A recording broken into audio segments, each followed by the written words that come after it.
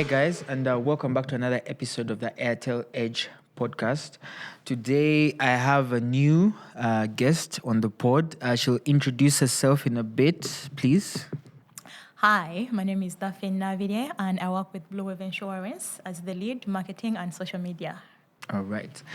I didn't think I needed to introduce myself as well because I thought they know me. But for those of you watching the pod for the first time, Faizo Piper, host of the AIRTEL EDGE podcast. The reason why I wanted Daphne to introduce herself is I wanted her to just, tell us more about that name, Navide. Does it mean you are a twin or you were once a twin? Your mom is a twin?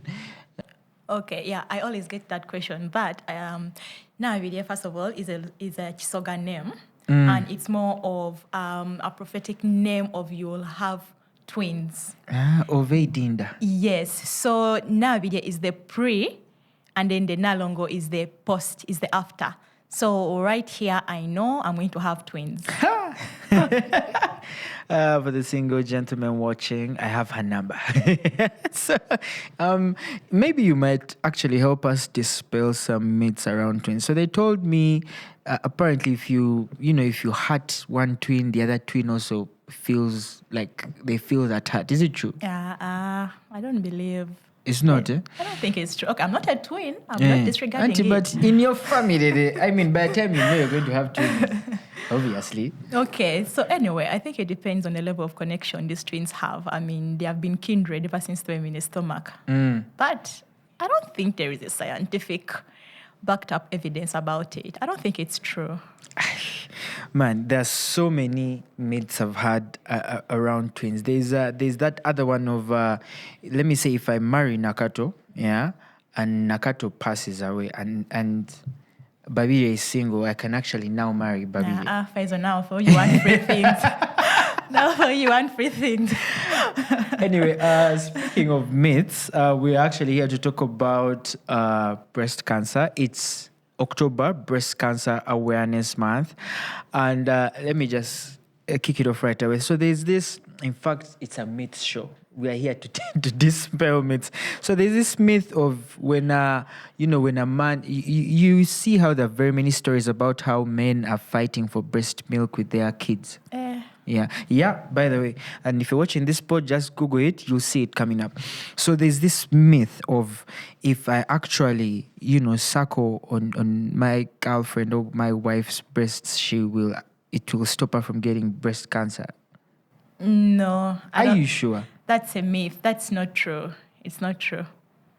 That's not true. Because if you're just sucking on the bulb, and the kid is also sucking. So it's not true. It's not true. Like, it's not scientifically backed up. Anyway, so we are here to talk about October. This is Breast Cancer Awareness Month.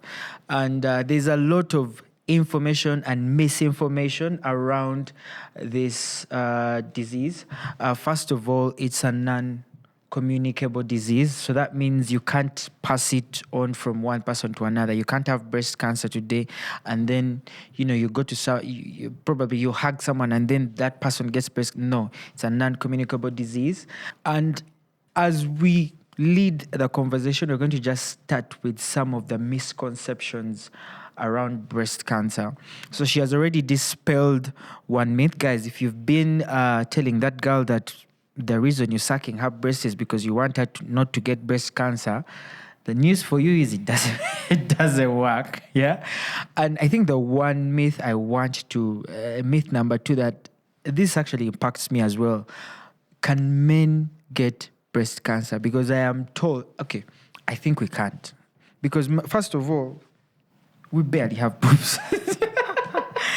No. We barely have boobs. So if you tell me a man can get breast cancer, where is the cancer going to be, guys? Okay, the truth is a man can get breast cancer. Yes. However much it's common for the women to get breast cancer, it is also possible for a man to get breast cancer. It's rare, but it's possible. Men, you have breast tissue as well. you may not have exaggerated breast glands and like the women, but the fact still remains that you have breast tissue on your body. So it's also possible for a man to get breast cancer, though it's rare. It's so rare, but it's possible. Yeah. Actually, before we go on to the causes of breast cancer, so that I understand why it's rare in men, what are some other misconceptions you've had out there? Actually, myth number 3. Is it true that as a man, if you're always massaging your girlfriend's boobs, you can figure out whether she has breast cancer or not? I don't think you can figure that out. What? But that's what they told us in campus. That guys, save your girlfriends, touch the boobs. If you feel a lump, that's it. Now that's also a misconception. First of all, not every lump is of breast cancer. Not every lump is of breast cancer. So the thing is, we get several lumps depending on maybe it's an hormonal imbalance. Maybe it's that time of the month and you're ovulating. So not every lump is for breast cancer. Wow. Yes. So, and also I think it's better for a person to do it by themselves, because you yourself, you know how you're feeling and you can feel the lump better. You can feel if it's painful. You can feel, unlike you, I actually think you will be caressing, not really examining. Yeah, man. Actually, they told us, Uganda men, that we are not, we are not romantic. So I'm not expecting you to go and just touch like you're turning a doorknob. Yeah. But just shed some more light about maybe 3 or 4 more misconceptions around breast cancer. Yeah, I think we have tapped most of them. The way you said, the most common one is, of course, men don't get breast cancer, which is a misconception. It's possible for a man to get breast cancer, though it is rare. And then another one is people think that girls with big breasts, with big bosoms, are most likely to get breast cancer compared to those with small boobs, but that's a lie. I know it's not men. Yeah. Because men love a girl with big boobs. So that's really a lie. And then some people think that if you delay giving birth, you will get breast cancer. But apparently, you know how fibroids come, like the cervical cancer and fibroids? People think because you've taken long to conceive, your body is going to generate and make up babies in your belly. But now they assume the same for breast cancer. But because you have taken long to have a child, maybe your breast will start conjuring up milk and and then you get breast cancer. They start conjuring up certain myth about it, but it's not true. It's not true. Well, you spoke about how it's rare for men to, get breast cancer. Thank God. And that's another win for for men. And this makes me curious. What exactly then causes breast cancer? Because, some people used to think women who go for boxing and, those wrestlers. They used to think, when I was young in the 90s, there's that campaign where there are some movements that were advocating for women to be pulled out of wrestling, because probably when you punch the boobs, someone can actually get breast cancer. So I want to understand today. There are actually, and this goes for most non-communicable diseases, that the cause is always different. And it's always outlandish. Like, you're like, what? So that's what causes this? What exactly causes breast cancer in both men and women? And why is it, more rare for men to actually get it? Okay, so our bodies, we have cells. We have cancerous cells. So all of us, honestly, we are at a risk of getting cancer. But the thing that we have to do is we need to work our bodies, nourish our bodies, take good care of them. And that's when we'll be able to fight those cancerous cells from the cells getting deadly and dangerous. So the first thing that we have to do is basically avoid things that will make your body absorb dangerous contents like alcohol, smoking. Because once you do those things, you're putting your body at risk. Okay. Yes. And then we are consuming terrible food nowadays. We're not eating a balanced diet. We are relying on junk. I want to eat my chicken, my KFC, my what. But the truth is, we need an all-around balanced diet. You need a little bit of vegetables, need a little bit of fruits. You need a little bit of proteins, grains, to have an all-around balanced diet and nourish your body. Okay. But we're not doing that. We are basically consuming lots of fats, calories. We are sitting on them. We are not working out. So we are growing fat. We are having fat deposits in our bodies, but we are not burning that fat. So we are risking our bodies. We are risking ourselves. And that's when the cancerous cells arise. Our bodies are not healthy enough. So that's when the cancer cells arise and they take effect. So why more in women than men? Because I'm meant to understand men live way more dangerous lifestyle than the ladies. Well, because women, we have more exaggerated breast tissue compared to men. Yeah. Yes. So of course it will attack the women because for us we have the breast glands, unlike you. Man, like 1 year ago when I was 95, I would have competed with you. But to the men out there, make sure you have as less breast tissue as possible. In other words, you literally got to work out. You need to pump that. You need to, bench press that chest, because never know, men can actually also get breast cancer. And I want you to tell us what are some of the early signs, or how can someone actually detect that, man, I probably need to get checked. Now, the thing is, do not wait. Like, I encourage people out there, do not wait to see symptoms, to see signs, then you go and get tested. Go for that screening. Like, make it a habit. Make it part of your lifestyle.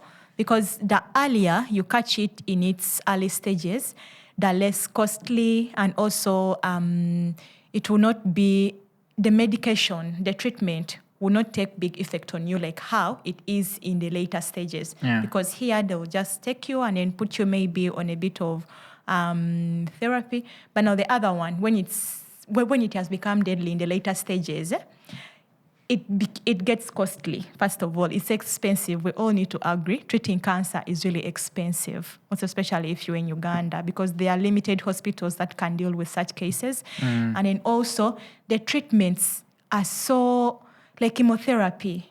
You lose peace, you lose your hair, you lose your body, you grow thin. But the earlier you catch it in the early stages, you just have the better. You have the medicine, even the treatments will be successful. There will be a higher successful rate compared to the later stages. So go for the screening, make it a habit, make it part of your lifestyle. And then even if you don't have to, even if you don't go to the hospital, you can do it yourself. They have taught us how to do it for yourself at home. So I can't demonstrate it here, but you can go to YouTube and then you do the steps like how they'll instruct you on one of those videos. Yes. And then if you feel something strange, if you feel any pain, if maybe you press your breast and there is a weird discharge, like go seek medical help. Like it doesn't matter. Once you feel alarmed, visit a medical professional. A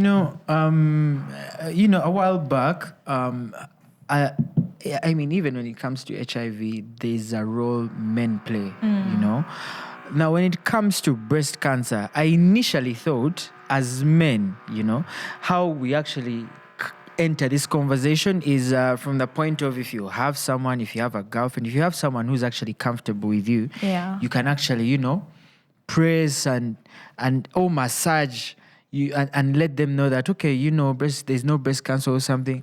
You've just told me that's a myth. No, it's not a myth per se. You can get your partner to help you. The whole thing is, the myth is that this person should do it for me and they will know. Yes, you cannot completely know unless you seek medical help, because not every lump you find is of breast cancer. So once you feel alarmed or you feel strange, your partner can help you do it, and you yourself, because you're feeling like when I touch you, you know how you're feeling. Me, I will not know. Yeah. Yes, but you will know.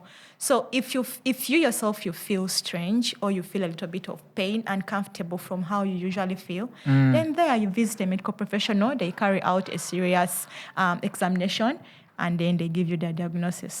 In fact, now I want to know how else can men join in, because man, it's Breast Cancer Awareness Month. Yeah. As a man, I feel like I want to do something, and now I can't even, go telling my friends, let me fast, because it doesn't work. So, as men, the men watching me and the men out there, this month, how can we join the fight? How can we support the ladies out there in this month, this Breast Cancer Awareness Month? Okay. First of all, encourage open communication within our communities, within your partner, with you and your partner, within your homes, within your workspaces, within your friend circles.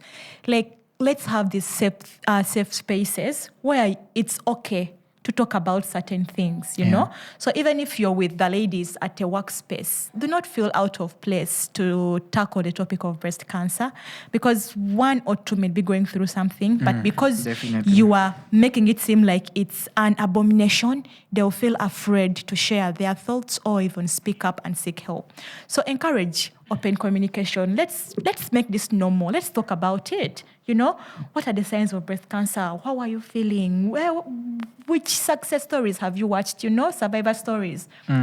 So let us have open communication about things like cancer, non-communicable diseases. Let us HIV. Let's make it normal. Let's not stigmatize. Because once you have open communication, most likely people will not stigmatize each other. They will not feel out of place. Then, secondly, encourage each other to go for screenings, for medical examinations. It's not a waste of money. Someone can say, but you're normal. You're fine. You're not even sick. Why are you wasting my money and time? It's not a waste of money. It's better be safe than sorry. The earlier, the better. Yeah. So go there, have the screening, and then get it done with, and have that peace of mind that, okay, I am safer, and be supportive to each other. Yeah. And then secondly, do regular activity, physical activities together.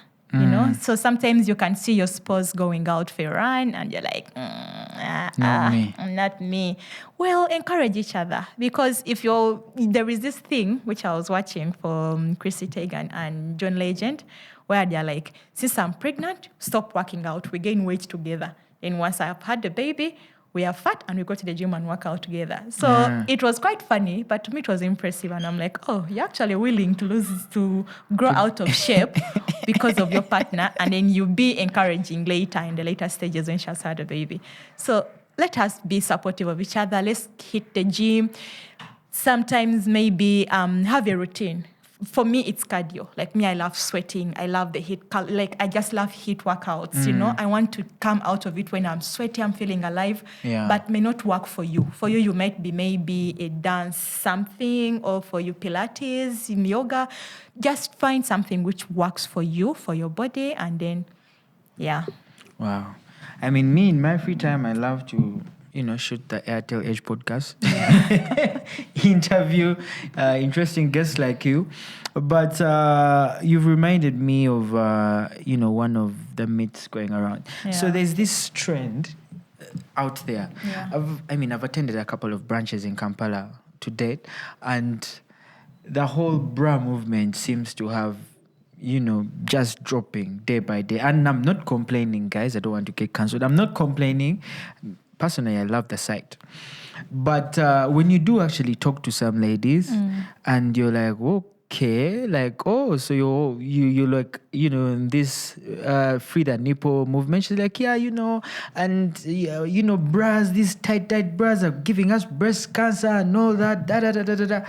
Is it actually true that there are bras out there that could get you breast cancer? I don't want to say get you per se, but if you put on something tight on you, you're not free. You're not free. First of all, mentally, you will always be uncomfortable and feeling like something is pressing me, so you're not comfortable. Then secondly, I don't want to call it a myth. However, I have no scientific evidence about it. So I don't know where to place it at the moment. But the fact is, wear comfortable clothes. Do not go out for tight, things, because they'll be uncomfortable. They'll press you so hard. Let the breast be free. However much you are putting on a bra and it's padded, still be comfortable and let it be free instead of it being pressed so hard on you. Like, that's so uncomfortable. So yes, the free nipple movement is out there, and if that's what you want, well, so be it. I mean, you are your own person, and you do what makes you comfortable, as long as you are not vulgar and inconveniencing society. But also, if you feel like you want to go in for a bra, go in for the right size, for the right bra size. Okay. Yes. And there you have it, ladies and gentlemen. When I got my before I started my health, fitness, lifestyle, I had a couple of complications here and there. I won't even say complications, but I was seeing the signs. I could tell I was going to hit 35 at like 28, because going up the stairs became an issue. Breathing became an issue. I'd wake up every day sweating. My 5 minutes of the first round became like 2-3 minutes. Man. So the first person I spoke to about, the changes that are happening in my life, they just laughed. They laughed and they're like, yo, you're dead. But that's because as men, that's kind of how we console each other. It's so hard to be serious with another man if you're the same age. He'll first laugh and then give you advice. It doesn't matter what diagnosis you've gotten. You've gotten cancer, he'll first laugh about it and be like, oh, bro, man, now we're going to be smoking with your girlfriend because you're no longer going to be there. Yeah. So in a way, we console each other. But eventually we do, actually help each other. I want you to just... What's that one message you'd want to give a lady who's watching this and they've actually just been diagnosed with breast cancer? Like, where do they start? How do they go about it? Do they start chemo immediately? Is there like a breast cancer association or a WhatsApp group where you all gather and, fundraise for branches and all that? What piece of advice would you want to give them? So the first thing is, it's okay. Like, it's okay, because sometimes when you get such diagnosis, you are alarmed. You think you're going to die. The first thing that, by the way, cancer, when someone tells you you have cancer, the first thing that comes to your mind is, my life is over. It's over. I'm going to die. But there are people out there who have made it, who have survived it. So it's okay. And then I cannot tell you start chemotherapy right away because I do not know what stage you're at. However, your doctor will advise you accordingly, depending on what stage you are at, what stage of breast cancer you're at, because medication depends on what level you're at. So that is more of a medical personnel will tell you, and I completely encourage you to talk to your doctor and ask them what works best for me and why. Be free to ask these questions to your doctor. Like, okay, you're telling me maybe I need to go in for chemotherapy. Oh, why are you encouraging a mastectomy? Because time will reach when someone says we have to cut off your breasts.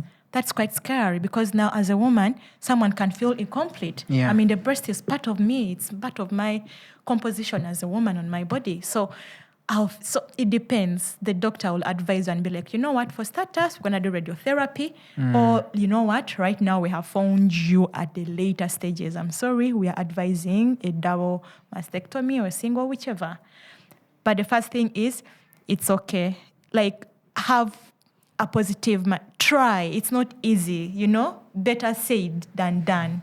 That's the truth. But try. You have to try to put yourself in the right mental state. Because if you have these negative thoughts, these bad thoughts, recovery won't be easy. The brain is part of the healing process. Sometimes your brain can obstruct your healing process because you're not vibrant, you're not positive, so it will affect you. But try as much as possible to be, positive, that you will make it. Believe me, you can make it. And then Surround yourself with positive people, with supportive people, your family. Who are those people who you feel will not judge you harshly? Who are those people you feel you can talk to? Yeah. Do you have confidence around you? Grow a network of connections who you feel you can rely on and be supportive to you and stand with you during that journey. These people will also guide you onto which platforms, perhaps where there are survivors, where there are cancer campaigns and awareness. We are always seeing Rotary Cancer Run. We are seeing posters running around on social media. Save Daphne, she does this. Like, people really want to help. The truth is, there is power in numbers, you know? So if you let people know and people come together, yes, it may be expensive, but we will make it. We'll stand with you. There are good people out there. So, yeah, let's help each other. So as we actually wrap this up, I just want to ask from an insurance perspective, because I know you never really know when it's going to hit. And, you know, cancer is not a one-time thing of you've tested today, you don't have it, boom, you're never going to have it. You consistently have to do it, keep testing. Yeah. So from an insurance standpoint, is there a cover that specifically covers for things like this? Or if there isn't, how can I actually make sure this bit of, let's say, how does insurance help me in terms of fighting breast cancer?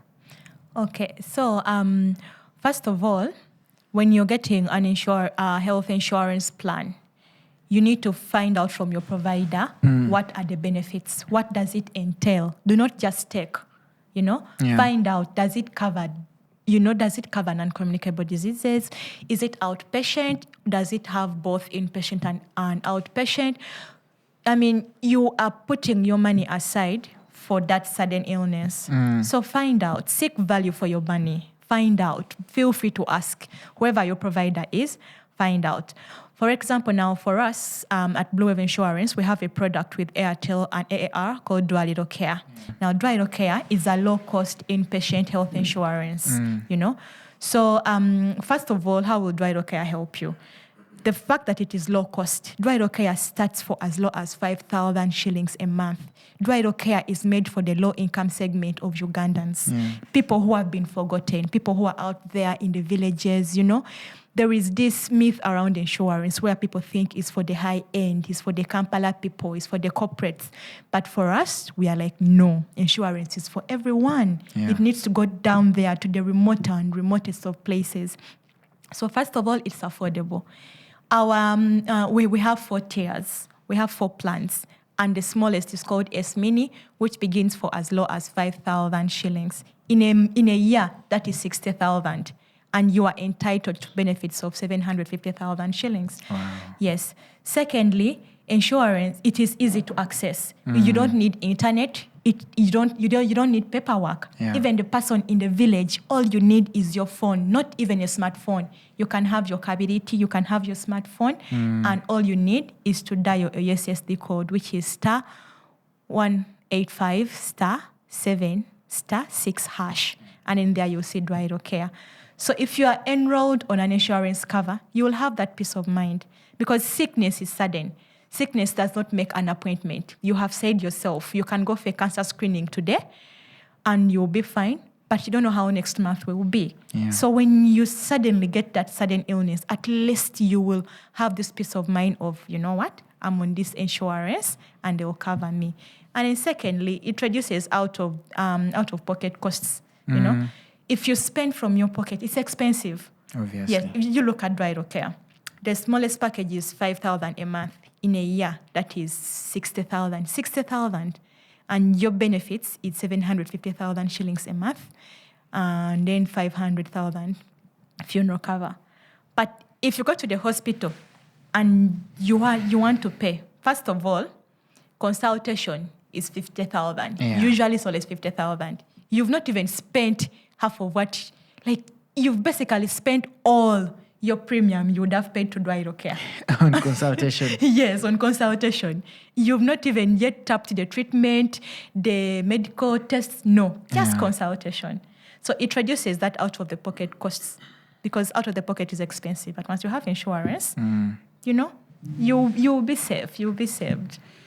All right, there you have it. I don't know whether you'd love to give the watchers their parting shot before we officially seal our version of Breast Cancer Month. So, any parting shots?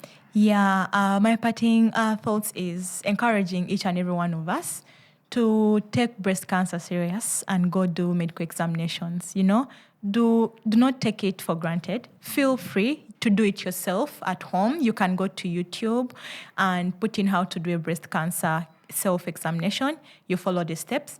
Or else visit some of the hospitals around Kampala, Uganda Cancer Institute, Mulago, Mengo, Case Clinic. These guys can help you do the examinations. And then secondly, let's do physical activities. Guys, let's work out. Because the more you age, you're most likely you are at a risk of getting breast cancer. Because you're not working out, you're aging. Believe me, you're most likely to get breast cancer. Yeah. Yes, you're feeding wrong. You're not having a balanced diet. You are relying on junk. That's a lot of fat. So let's work out and we burn that fat. Let's put our body in good physical shape. And then also let's, do the screenings and encourage each other. It's okay to do these things. It's okay to go for the screening and let's be there for one another. I kind of miss being a kid when eating anything was okay. Yeah. Sleeping at any time was okay. You jumping from, building to building was okay. But now that I'm 30, everything has a repercussion. That's the beauty of being a kid. Because a kid, you're growing. Even your cells are regenerating each and every day. But once you age, the more you age, your cells stop regenerating. Yeah. So you have a lot of dead cells. And those dead cells result into cancer. So I think for me, my parting shot is to the men. You do have ladies in your life. You have sisters, aunties, helpers at home.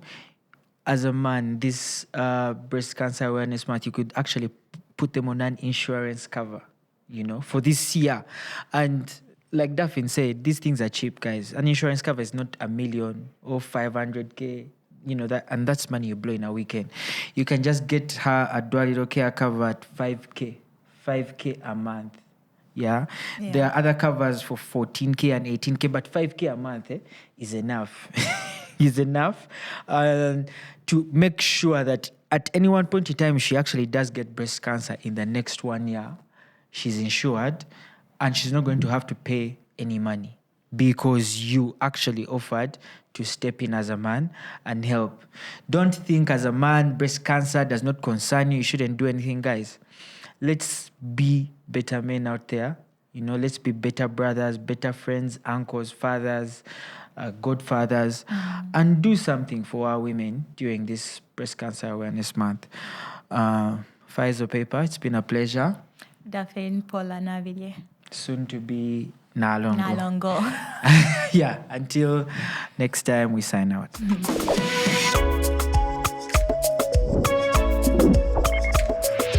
AIRTEL, a reason to imagine.